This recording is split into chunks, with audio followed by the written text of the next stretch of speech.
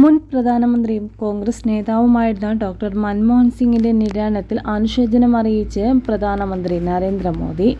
പ്രധാനമന്ത്രി എന്ന നിലയിൽ ജനങ്ങളുടെ ജീവിതം മെച്ചപ്പെടുത്താൻ അദ്ദേഹം ശ്രമിച്ചു. വർഷങ്ങളോളം നമ്മുടെ രാജ്യത്തിന്റെ സാമ്പത്തിക നയത്തിൽ വ്യക്തിമുദ്ര പതിപ്പിച്ചു.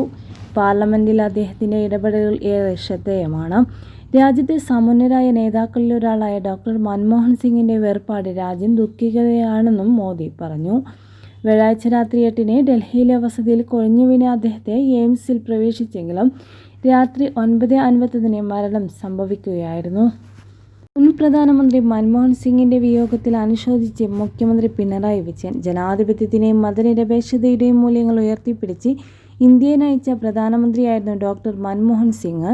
തന്റെ രാഷ്ട്രീയ ജീവിതത്തിൽ ഭരണഘടനയോടുള്ള കൂറ് അദ്ദേഹം എക്കാലം കാത്തുസൂക്ഷിച്ചുവെന്നും അദ്ദേഹം അനുശോചനക്കുറിപ്പിൽ വ്യക്തമാക്കി.